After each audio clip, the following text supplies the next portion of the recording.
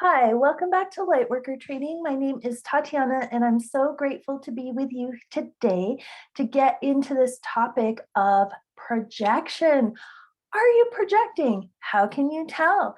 Let's get into it. This is a key point to understand in this chapter of mindset awareness. We're looking at what are the thoughts, what are the beliefs, what's going on in here that we are putting our conscious attention on and projecting into the field of creation. Wow, did I just say we're projecting all of our beliefs, all of our thoughts into the field of creation? And did I just say in the last video that all thoughts are creating something? Yeah, I did. So it's very important for us to be aware. What are these thoughts? If our thoughts are creating something, then it would behoove us to understand what those thoughts are. So, what is it that we're projecting? What is this projection thing I'm talking about?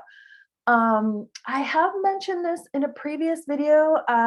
Which one it was is eluding me right now, but I talked about how you can think about our consciousness as the light that's coming through the lenses, or even you could think of it as like a film strip, right? On like a film projector. Um, and how those, whatever we're putting on that film or in that lens, whatever that is, will have the light of our consciousness projected through it, and then we will see that in the field of creation. We will see that projection, we will experience the results of that energy being projected into the field of creation. So, if you want to understand how you're playing into, or what you could do to kind of fine tune, or maybe remove a certain movie that you're playing out and maybe rewrite the script and play a better movie that you're projecting into the field of creation, it all starts with awareness, which is why we're talking about it in this chapter extensively. We're getting into mindset awareness. We need to have openness, curiosity, right? If we want to receive more information, we need to be open to more information coming. We need to open our minds, open our hearts, be curious like children, asking why, what is that? We need to reclaim that childlike curiosity in order to receive more information. But it's not enough to just receive the information. We need to sort through it, analyze, discern, and we're going to be getting into a lot more techniques for discernment as we go along. But for this chapter, I want to focus on just having the awareness, kind of collecting that mental information. And as you open to receive that information, you might just start getting a knowingness, because that's your true self. When you're just getting those hits and that intuitive information, and you can't really explain how it is, you know what you know, you just know it. That's your true self right there. But we have participated in weaving quite a tangled web here. So it will be required that we kind of sort through some of these things that we've bought into, like different kinds of beliefs and things like that, that are not serving us or really anyone. So it starts with observing the thoughts, the feelings, the actions, and the results. The results will tell you. So I've talked about this before. The proof is in the pudding. Poison seed, poison fruit, garbage in, garbage out. You will see by the result that you get what the root cause factors were. And if you open up to a line of questioning and observe the information, the feeling of it, feel your way through it, you'll be able to tell where you got off track. And that's good. That's what we're here to do. We're here to figure these things out. So the results will show you whether your thoughts, emotions, and actions were in alignment with the truth of you or some bullshit belief that you bought into. So with these thoughts and beliefs that we're projecting into the field of creation, let's be real, some of them are helpful. So when people talk about projection, there's usually a negative connotation on, oh, you're projecting, right? Well, I got news for you. We're all projecting all the time. And that's part of how we're creating these experiences. So projection itself is just neutral. Projection is just a thing. What are you projecting? That is what you need to discern. What are you projecting? So it's not so much, are you projecting, as what are you projecting? So projecting can be helpful if you're projecting your will in accordance with the higher will. So if the thoughts and the beliefs and the energy, the emotions, the actions, whatever you're putting into the field, if that is in alignment with the truth of the light and the love of creation, which is you, by the way, then you will see a positive result. And if it's not, then you won't. So let's get into some of the problematic aspects of projection, because this is probably more what we need to work on. Although we have to have a balanced practice. So if you have a lot of practice in one, you might need to work on the other. But let's look at some of the problematic aspects.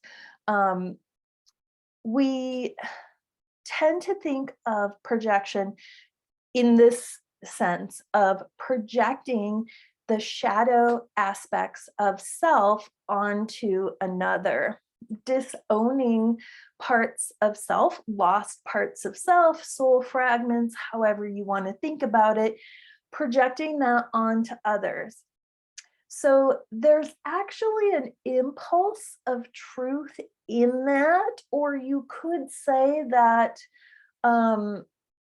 everything works for God on some level, because even if you're doing it from a place of complete disconnection, that painful experience that you have can be alchemized into a healing. So you could project your shadow onto a situation or another person. You could have a reflection and an experience of that. And then you can go, oh, I could have had a V8, oh, I did it again. I projected this thing so that I could have an experience of it consciously. So all of this stuff is kind of lurking in our subconscious, and it tends to run a lot of programs there and kind of be running our lives from behind the scenes.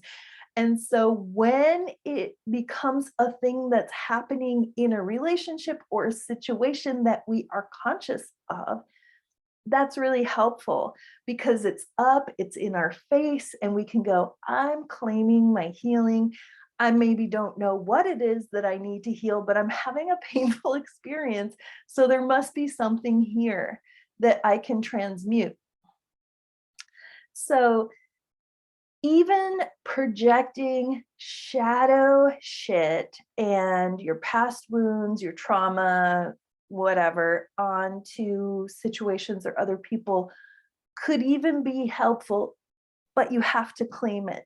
Anything can be for your learning, for your healing, but you have to claim it. You have to become aware of what's really going on, take total responsibility for your piece and transmute it.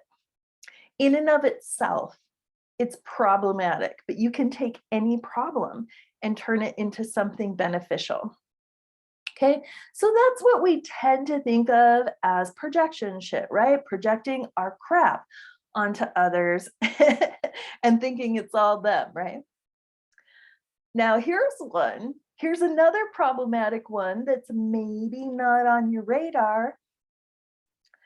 So for many of us who are interested in, self-realization, self-actualization, healing everything, being more conscious, being in that love vibration, being in our true power, we're probably not doing the shadow projection that much anymore because we've been there, done that. We've been working on it, right? If you're watching this video, you've probably been working on it. But what you might be doing that's problematic is projecting your own positive qualities onto people or situations who do not possess them, at least at this point in time, right? So it's one thing to say, well, I see the potential in this person, but are you projecting that they're at a place that they're not at? Ooh. How many times have I done this? Oh my gosh. Raise your hand if you have ever projected your positive qualities onto people or situations where those qualities were absent. You were kind of providing something there, but it was delusional because it wasn't real. That was you, that wasn't them. That was your empathy or your love or your kindness or your awareness or your sensitivity or your intelligence of some kind that you were, projecting on somebody, maybe a maturity level. This is one that I'm guilty of and working on diligently, is where I project my experience or my maturity level onto those who are not there. And maybe someday they might be there, but they're just not there right now. And so I think this is a typical like kind of empath response, I believe, when you assume that everyone has that level of awareness and sensitivity that you have, and they really just don't, so that can cause a lot of internal I want to say, like, it feels like frustrating or something. I'm trying to find the right word. It's like frustration, because there's an assumption there that this thing exists that does not exist. And so you're operating under this false premise and having an experience of the lie. So it's a lie. Let's be real. It is not a real thing. It's totally delusional because it's not what's happening now. Now, I'm not saying folks don't have the potential to grow into some of those positive qualities, but if we are not seeing things accurately, it is not kind to ourselves or others. So think about it. If somebody is at a level of, let's say, spiritual maturity, they're at a level of a 3-year-old, and we're engaging with them as though they're an adult, a spiritual adult. How is that kind or compassionate to anyone? It's not. It's not kind. To have an expectation that a child is going to be able to meet you at an adult level is really delusional and unkind. Unkind to that child, unkind to yourself. And let's face it, most of the people who present in adult bodies, they are physically adults, are neither spiritual, emotional, or intellectual adults. Let's just be real. And so if you tend to be a little bit more mature in some of these areas, please pay attention to this one. Do not project your positive qualities, your level of maturity, or anything else onto people who do not have them. That, my friends, is a recipe for suffering. And don't I know it? All right, so, oh my gosh, this is one. Okay, so once you start seeing this, you're going to see it everywhere. I'm going to give you another example. Where do we project our authority? Outward. I mean, that's the brainwashing, that's the social conditioning of this world. Let's get everyone to take what is within them, disown it, and place it outside of themselves. Project the inner authority onto an external authority, right? So this is something that is really rampant in this realm, and we've all been indoctrinated into this belief system. There are many different branches of it, so I'll leave that to you to discover. But check it out. How many times are you projecting, or have we projected our authority onto an external source? And that's why I've said from the very beginning of this series of videos, don't believe me. Don't believe me. Find it within yourself. Feel it within yourself. Does it resonate? The truth is not something that you learn. The truth is something you remember that you already know. Okay? I'm pointing at things. I'm just pointing at things and giving some anecdotal experiences and some stories and illustrations. I can't tell you who you are, what your journey is. I can't tell you what the truth is. I can just share my experiences. And when you hear the truth, you will know it because it will resonate with the truth of you. Even if some of my, words are clumsy, and many of them are, there's an underlying energy that is communicating things. So I think that's what a lot of my hand gestures are. It's like there's some kind of symbolic language happening here. Okay, so I won't want to ramble on this too much. I'm going to wrap this one up, but I just want to say that it's so important that we get real about where we're at and where other folks are at. It is not a judgment. It is not coming from a place of superiority or anything hierarchical. The whole hierarchy thing is part of the brainwashing. It's not like a over, under, one up, one down, better than, worse than. It's not about that. It's just about where we are on our journey. And there are going to be some things that we're more skilled at than others because we've been practicing more, and other things that we suck at, that other people are better. It's just, it's just being real with where you're at. So it's important to tune into and get real about what you need to focus on for your own learning. Because, like I said, I'm not going to be able to tell you what that is. I can share some tools that might help you in that process of self discovery.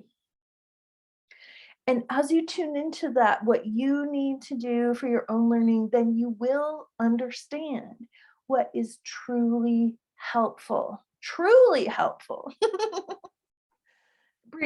Acting like a 3-year-old is going to be an adult is not truly helpful. What is truly helpful?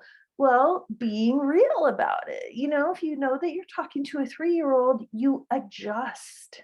You adjust your expectation, you adjust your language, you adjust how you are communicating things.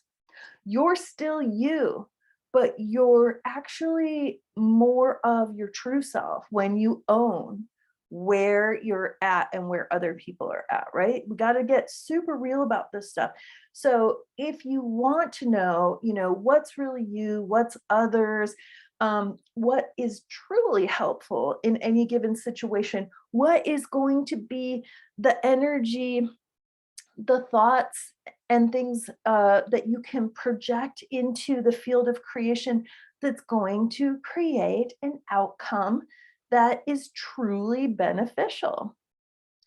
Well, we have to ask, we have to be curious, we have to discern, and then we have to take a risk and act on that information and just see what the results are. And sometimes it's going to be a little messy, but that's how we learn.